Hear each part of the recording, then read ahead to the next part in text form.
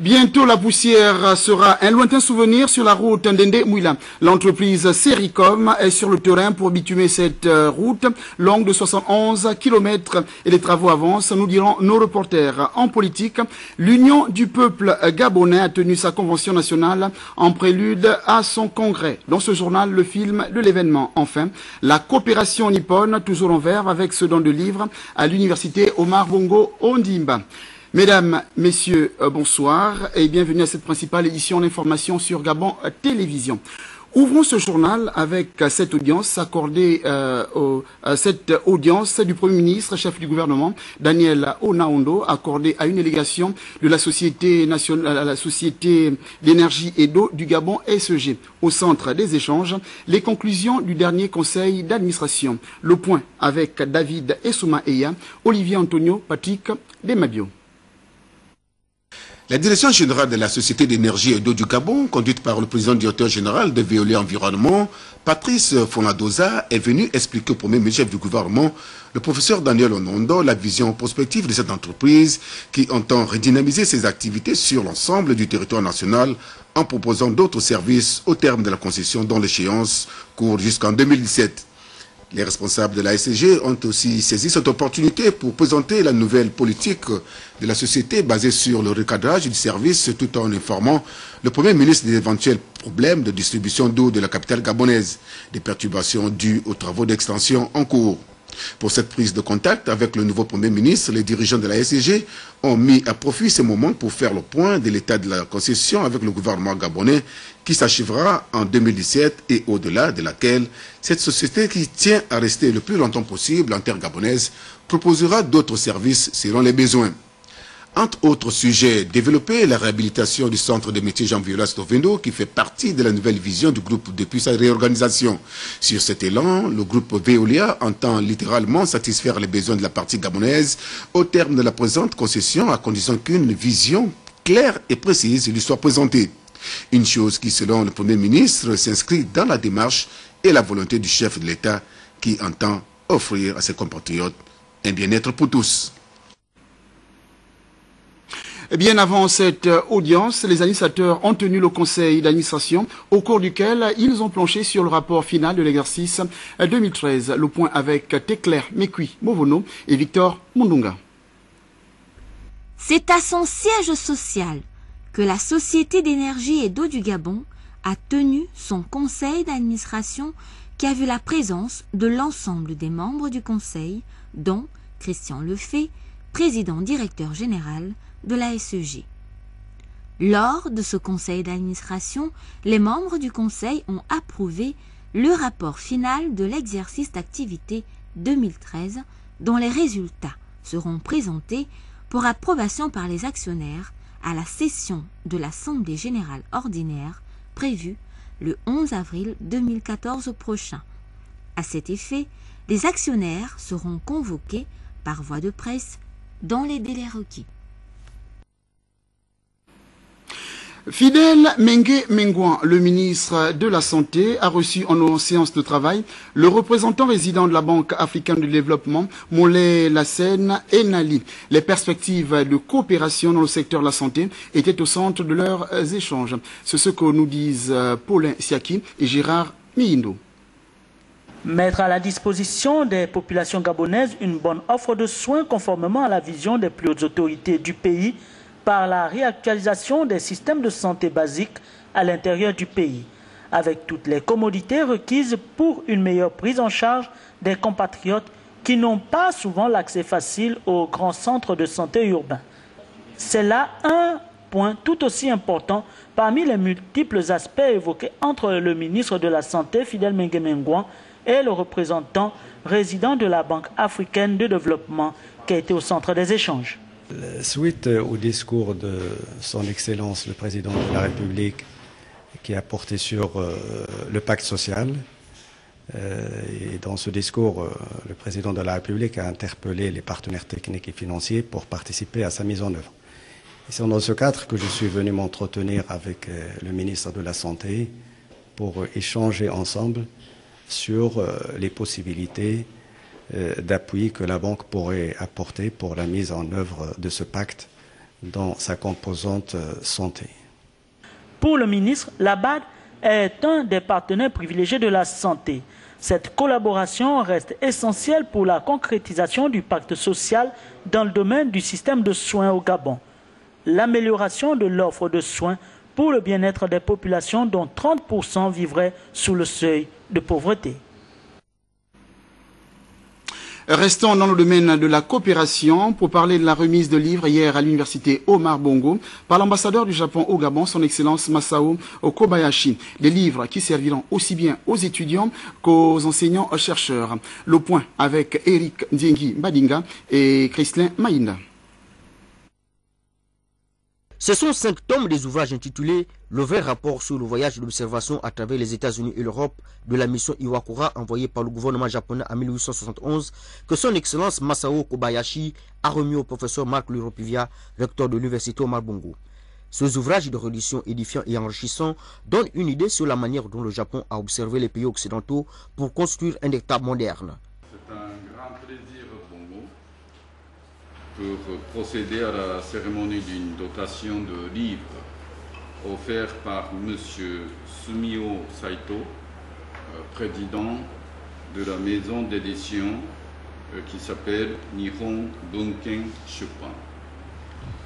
Ce livre intitulé « Le vrai rapport sur le voyage d'observation à travers les États-Unis et l'Europe de la mission Iwakura » sont une documentation instructive et passionnante pour savoir comment le Japon s'est inspiré des pays occidentaux pour devenir un État moderne. La coopération culturelle et le renforcement des partenariats universitaires avec l'Extrême-Orient constituent une brèche pour l'université Omar Bongo. Il est important au plan historique parce qu'il se situe, ce voyage se situe 3 ans après la révolution Meiji. Donc le Japon s'ouvre au monde à partir de la révolution Meiji en 1868. Et donc nous ne connaissions pas jusque-là les conditions dans lesquelles cette ouverture s'est faite. Nous pensions que c'était une révolution interne, mais c'est donc une révolution, nous venons de le savoir, qui a été préparée à partir d'une mission qui a duré 2 ans en Europe et qui a permis aux Japonais de faire la synthèse des différentes cultures occidentales afin d'adopter son propre modèle. La mission Iwakura, aussi nommée ambassade Iwakura, est une mission diplomatique japonaise envoyée dans les pays occidentaux en 1871 pendant la période Meiji. Les membres de cette ambassade avaient pour tâche d'observer certains domaines scientifiques et sociaux après une longue période d'isolement. Leur savoir a ensuite été utilisé pour contribuer au développement étatique moderne du Japon.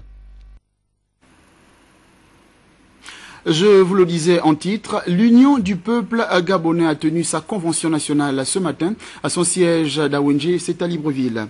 Sous le thème « Préparons l'avenir dans le souvenir du maître », ces assises se tiennent en prélude au congrès de ce parti de l'opposition. Retrouvons le reportage sur les images de Richard Moubiwa. De l'Union du peuple gabonais, parti d'opposition, veulent reprendre la main du combat politique à travers cette convention nationale. Première exigence, mettre les assises entre les mains de Dieu pour que l'issue soit heureuse. Monsieur le Président, vous n'êtes pas mort, vous êtes parmi nous. Et nous te demandons de nous aider. La première convention que nous annonçons maintenant, afin que, Seigneur, là où tu es, tu puisses nous accorder tes faveurs. Nous te bénissons, Seigneur Jésus. Que ton sang soit répandu dans ces lieux et que ton nom soit glorifié au nom de Jésus. Amen. Amen. Ensuite, la présidente du comité d'organisation se devait de situer la convention dans son contexte. La journée Vérité et Réconciliation qui a précédé les présentes assises a été le tremplin pertinent pour amorcer le processus de reconstruction de notre parti et préparer son retour en force sur la scène politique.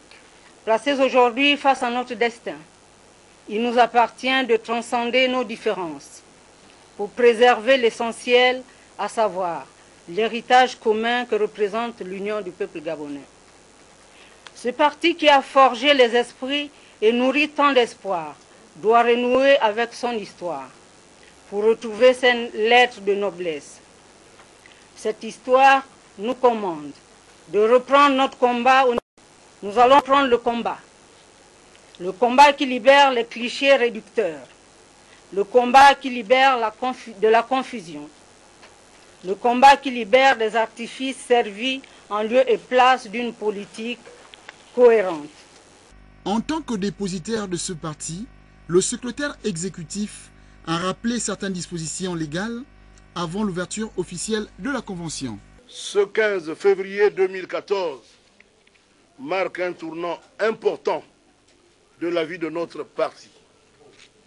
Nous en faisons une étape décisive qui va nous mener à l'organisation de notre premier congrès ordinaire qui, malheureusement, se tiendra sans la présence de notre président fondateur, brutalement décédé le 15 octobre 2011.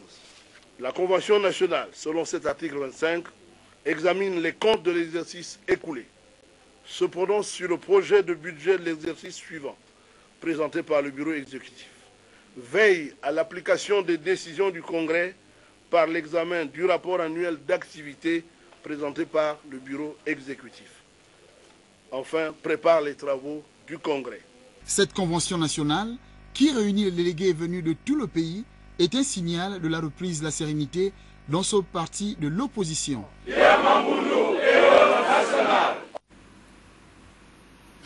Plusieurs localités du pays vont élire les présidents de leur conseil ce week-end. C'est le cas de Ntoum, Bitam, Mulundu, mais aussi du département de Ndolo, dont l'arrêté relatif a été pris hier par le ministre Guy Bertrand Mapango.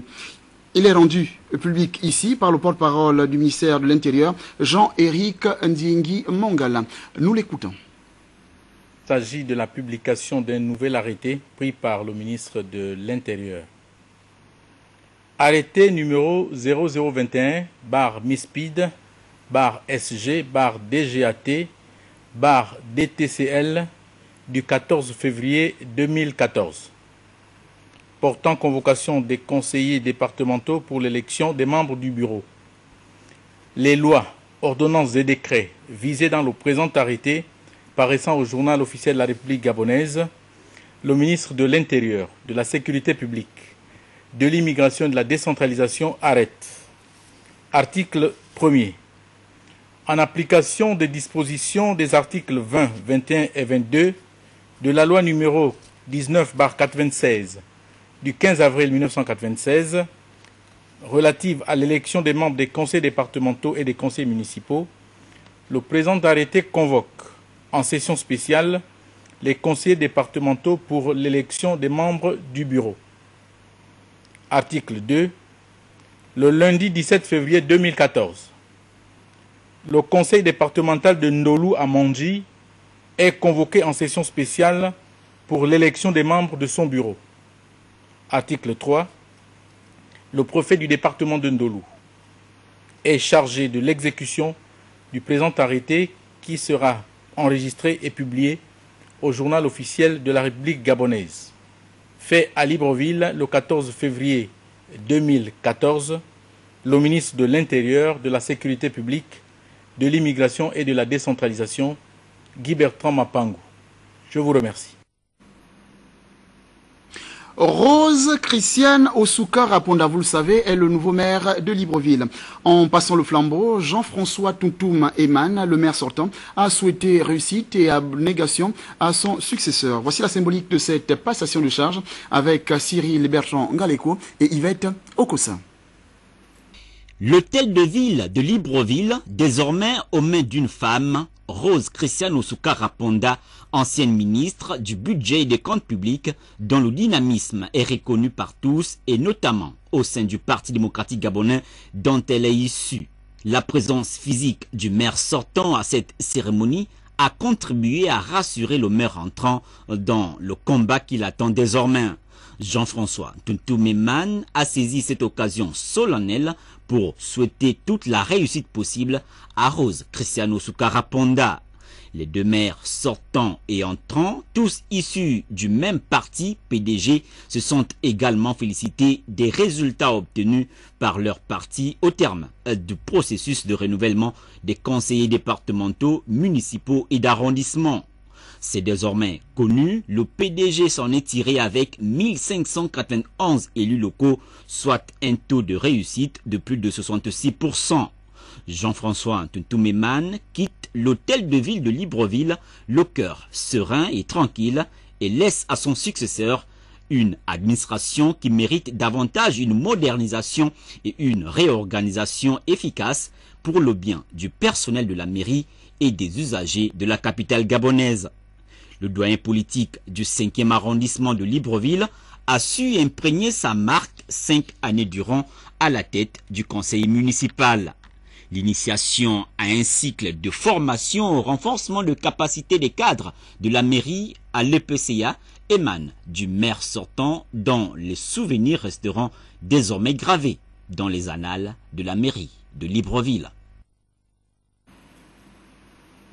Quittons Libreville pour Mayumba dans la province de la Nyanga, où nos reporters Cédric Moule-Malonga et Francis Ifunda nous font dire que la construction du pont sur la Bagno avance à grands pas. Reportage.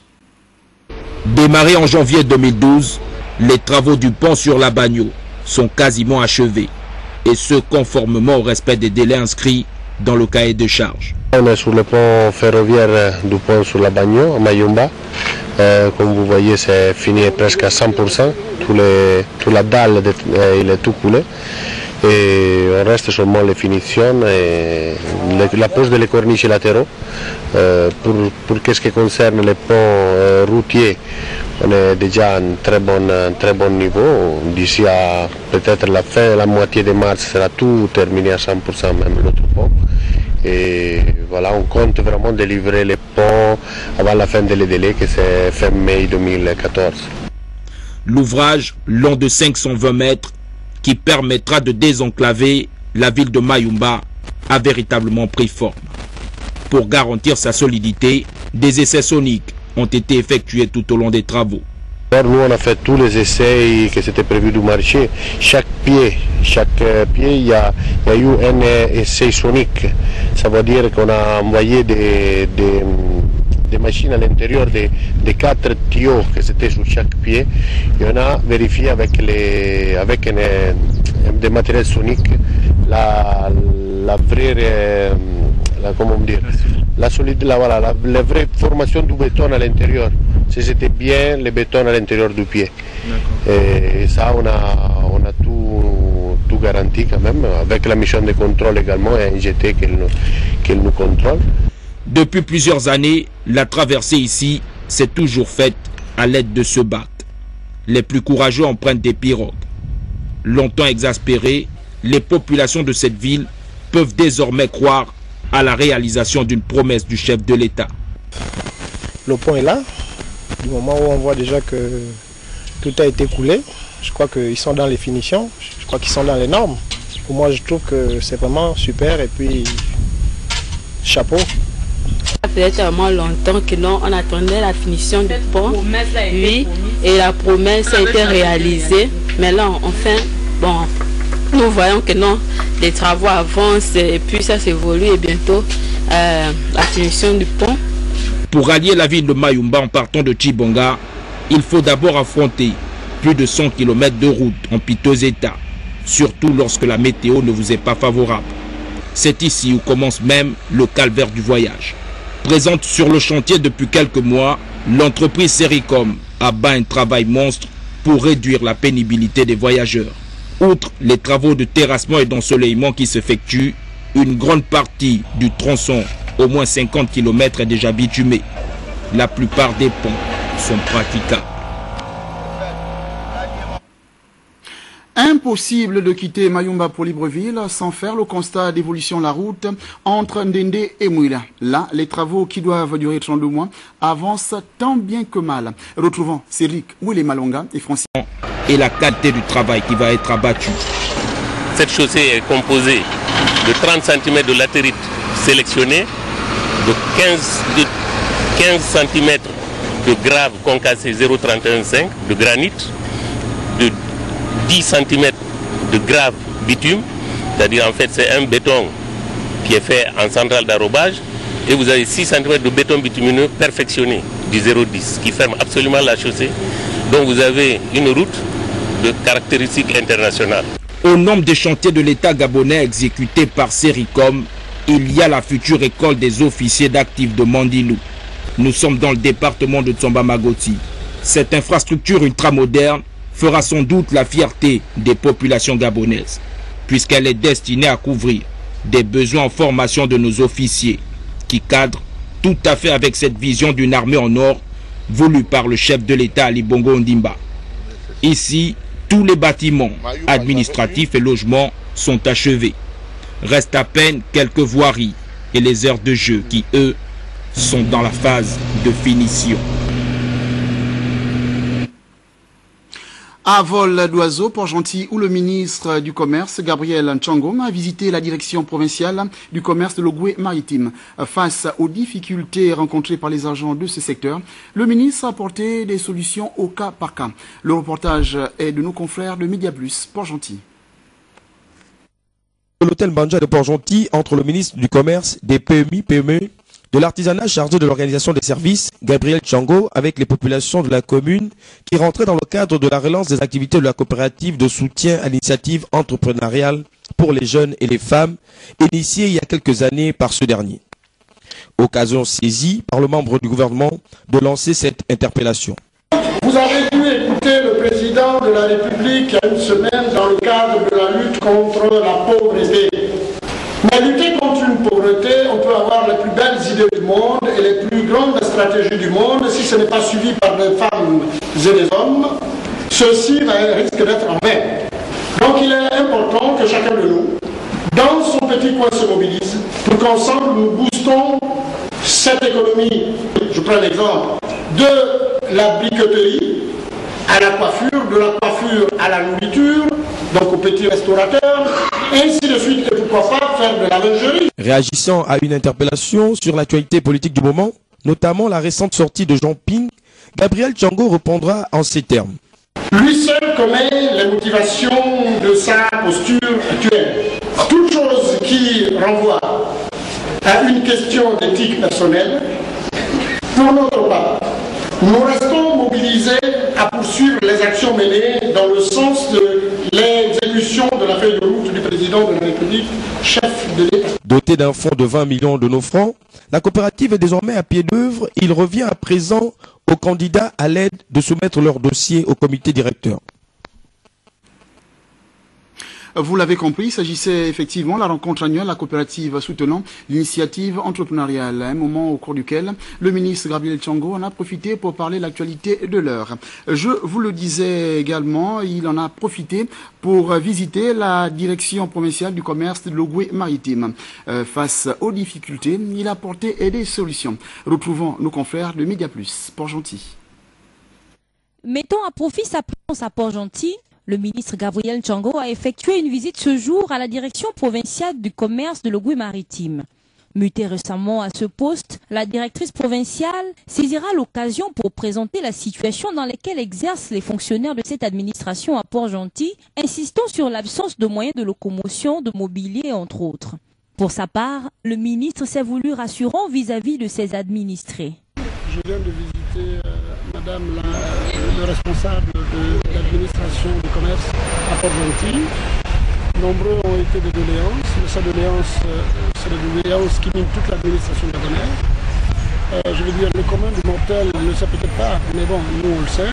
Donc nous allons nous atteler à régler un temps soit peu certains dysfonctionnements qui permettront à Madame la directrice provinciale de pouvoir régler ces dysfonctionnements-là. Il y a des problèmes de matériel roulant, des problèmes de matériel informatique de bureau, des fauteuils et autres. Nous allons cela les régler de manière immédiate. Et pour le matériel roulant, nous allons rentrer sur Libreville et à Libreville, on verra comment, avec les directeurs généraux là-bas, comment on pourrait éventuellement les doter la délégation de Port-Gentil d'un véhicule. joignant la parole à l'acte, offrant dans l'instant qui a suivi des meubles de bureau à la direction provinciale du commerce à la satisfaction de la responsable. Depuis que je suis à la tête de ce service commercial, il y a eu beaucoup de dysfonctionnements. Et comme un coup de bâton magique, le ministre vient de résoudre tous mes petits soucis, des soucis d'ordre matériel, des soucis d'ordre logistique. Et nous donnons ainsi les moyens de travailler. Nous allons faire ce qu'on peut le mieux. C'est une bouffée de chaleur, synonyme de motivation pour ces fonctionnaires que le ministre Gabriel Chongo a apporté ce jour. Suite et fin hier du séjour du ministre malien des Relations extérieures Abdramen Silla, lequel a été reçu tour à tour à l'Assemblée nationale, au ministère des Affaires étrangères et au ministère de l'Intérieur. Dans la délégation ministérielle, nos reporters Blandine Djewel Adonvé et Jean-Pierre Moussouami. La diplomatie malienne vient encore de rehausser son image cette semaine au Gabon. C'est avec le ministre des Maliens de l'extérieur, le docteur Abdramen Silla, en visite dans notre pays, que tout s'est joué. Journée sans répit, tel était son calendrier en ce Saint-Valentin 2014. On dira donc une idée bien entretenue. De l'Assemblée nationale à la primature, en passant par les ministères des Affaires étrangères et de l'Intérieur, les audiences avaient la même motivation, celle de faire valoir au plus haut niveau l'image de ses compatriotes vivant au Gabon. Je suis un ancien parlementaire, donc en mission au Gabon. Je ne pouvais pas me priver le plaisir de rendre visite à l'Assemblée nationale. Nous avons effectivement eu à échanger sur l'actualité nationale et internationale. Et je pense que de ce point de vue, nous avons une convergence de vues sur l'ensemble des questions que nous avons évoquées. Et nous avons aussi noté avec satisfaction que les autorités gabonaises sont autant déterminées au renforcement des liens de coopération entre le Mali et le Gabon. Au niveau du ministère de l'Intérieur, nous nous réjouissons également à ce niveau que le ministre a une appréciation très positive de la communauté malienne. Il se félicite, il encourage, il pense que c'est une communauté très intégrée ici à la vie du Gabon. Il participe énormément à l'économie du Gabon et il se félicite que jusqu'à cette date-là, les Maliens se sont bien comportés. Alors le Premier ministre également nous a donné beaucoup de conseils, des instructions également ont été données dans le cadre vraiment du renforcement des liens de coopération. Je pense que nos deux pays ont quelque chose de commun, ça c'est l'hospitalité. Au regard de tout ce qui précède, puisque les sentiments des deux parties à la fin des audiences évoquent les mêmes satisfactions, il est autorisé de dire « bel exemple de diplomatie sud-sud », n'est-ce pas? Fait divers, un enfant de 2 ans a trouvé la mort récemment, probablement à cause des violences quotidiennes dont il était victime. Comment en est-on arrivé à ce stade fatidique? Tentative de réponse dans ce reportage de Belin Bikita et Victor Munga. Attention, certaines images peuvent être choquantes. Manginga Simon, bienvenue, un prénom évocateur auquel l'on attribuerait volontiers une destinée glorieuse, voire exceptionnelle, que ce couple infanticide aura mis un terme avec une brutalité sans précédent. Car pour cet enfant, âgé de moins de 2 ans, le séjour sur Terre, planète bleue, n'aura jamais été un long fleuve tranquille. Tout au contraire, en lieu et place de l'amour, la protection et l'affection qu'un enfant attend de ses parents, les bastonnades quotidiennes étaient son triste sort. Vraiment, c'est un choc hein, à toutes les familles, surtout nous les voisins. Nous tous en pleurant, a dit le Dieu, sauve l'enfant là. Le 10 qui était le lundi, vers 8h15, tout le monde est parti au boulot.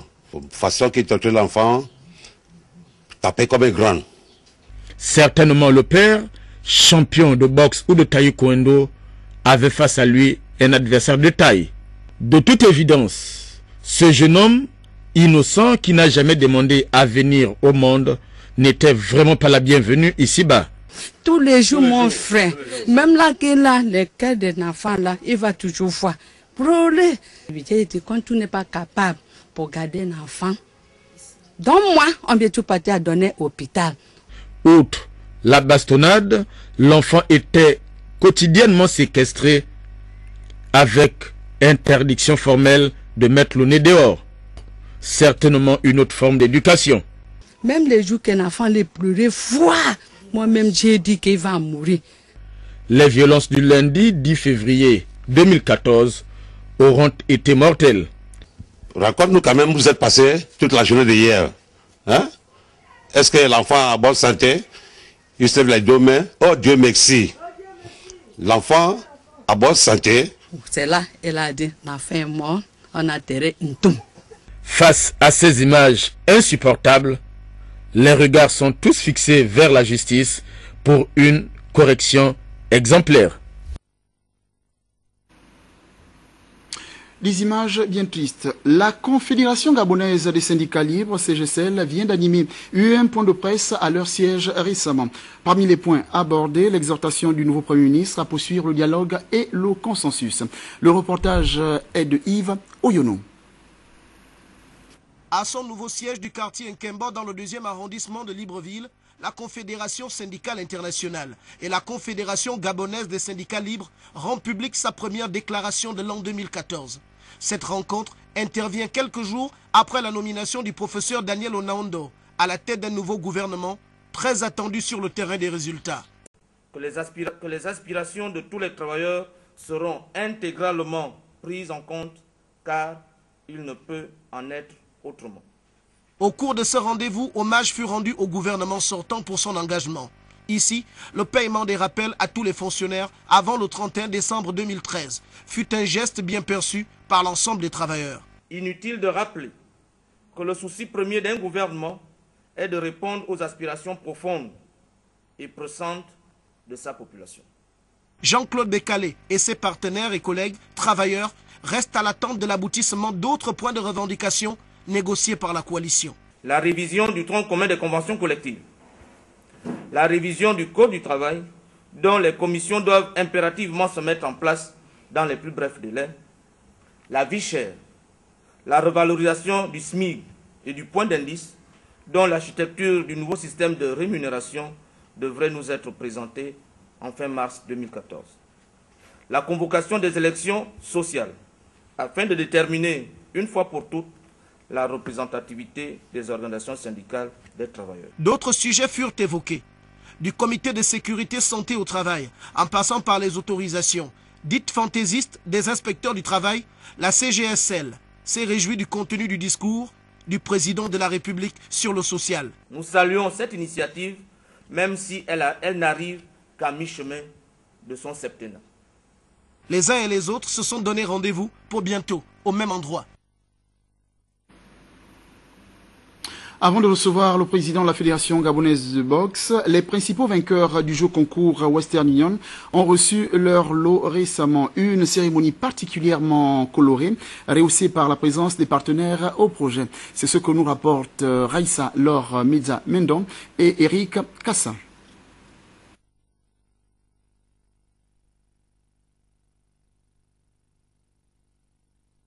Un point de sa croissance et son développement, a choisi cette année de faire de nouveaux gagnants. Western Union se fait toujours fort de choyer ses clients, et ce notamment lors de la période des fêtes de fin d'année.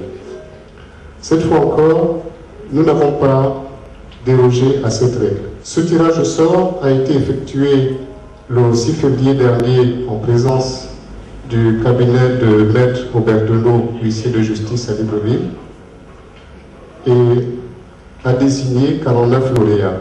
Merci encore au concessionnaire automobile Sonim TP pour cette super dotation. Nous remercions également notre second partenaire, Petro Gabon.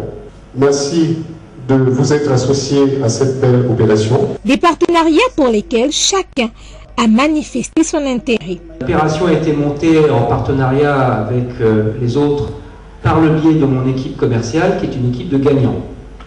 Donc ça nous correspond, l'esprit nous correspond et c'est pour cela qu'on a rejoint l'aventure avec grand plaisir. Nous vous remercions déjà, vous Western Union, Sodip TB, pour le partenariat, mais aussi pour la confiance renouvelée. Aux récipiendaires, nous vous disons déjà merci. Après la récupération de vos lots, prière passée auprès de notre centre service client pour personnaliser votre carte. La distribution des lots aux bénéficiaires a été la grosse attraction et c'est un jardinier, Obed Kofi Yeboa de Lambaréné, qui s'empare du premier prix, une Renault Dexter 2. A de bonnes choses pour tout le monde, dans le monde entier.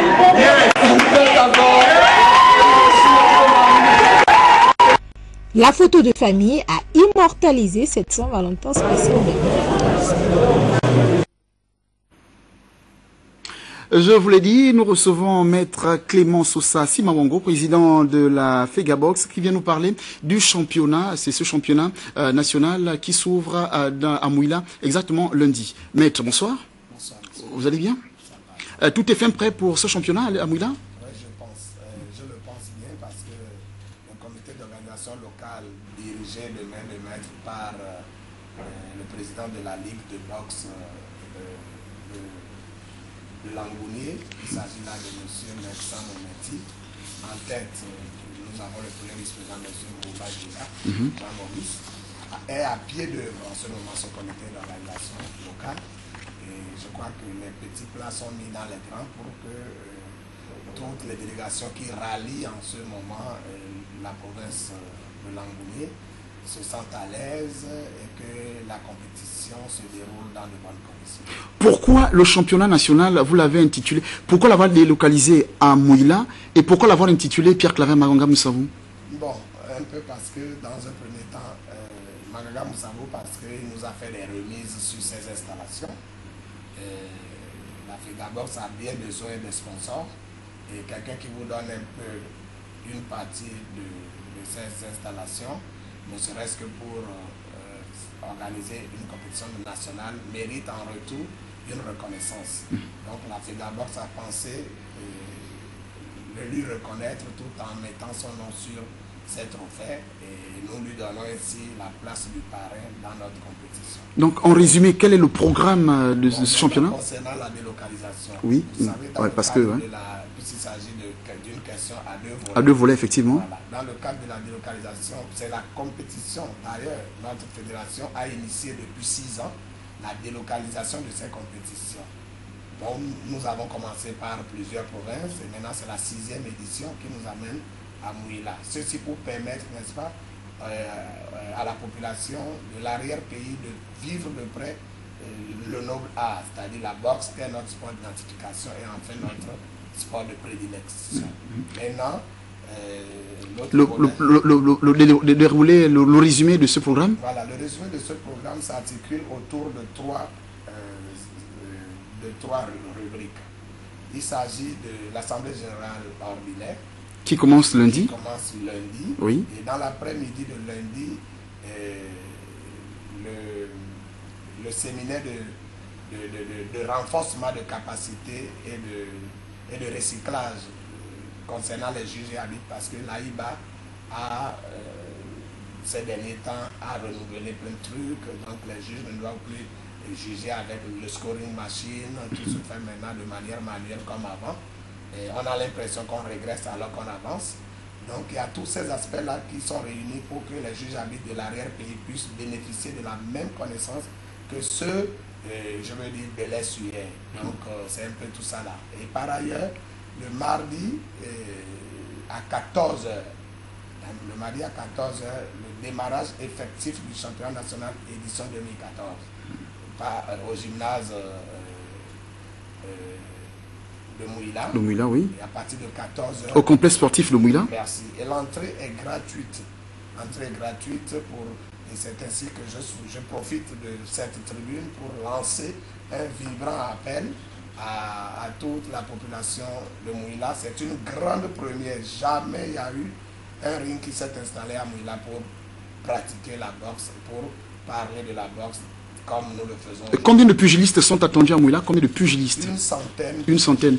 De toutes les provinces? Oui, de tout le Gabon. En ce moment, toutes les délégations sont en train de rallier la province de Langounier, précisément Mouila.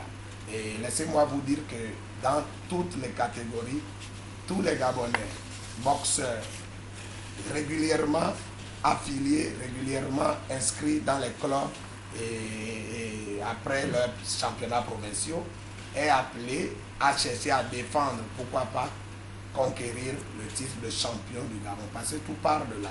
Avant d'être champion de zone, champion d'Afrique, champion du monde, il faut déjà commencer à être champion de chez soi. Chez soi, effectivement. Étant donné que nous avons 10 catégories dans la boxe, donc ça signifie qu'il y aura 10 meilleurs Gabonais dans toutes ces catégories. Non, c'est exact. Partant de mi-mouche à super lourd.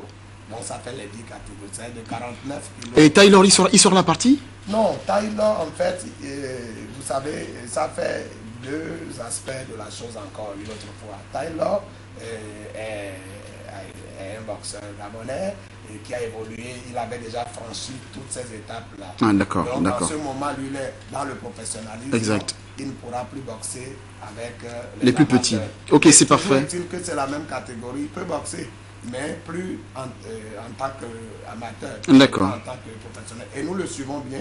Plutôt Taylor, le chef de l'État, a décidé, avec l'accord de l'ABU, du Bureau continental, que sa défense de titre se fasse le 31 mars. Et bon, nous tenons compte de tout ça et nous sommes en train de nous battre pour faire en sorte que ça soit effectif, étant donné que c'est le premier grand sportif qui le souhaite ainsi. Donc, c'est vous dire que Taylor est bien suivi. Taylor, en ce moment, la fédération a un regard sur sa préparation et le nouveau ministre, la dernière fois encore, est revenu dessus. Soutenu Taylor.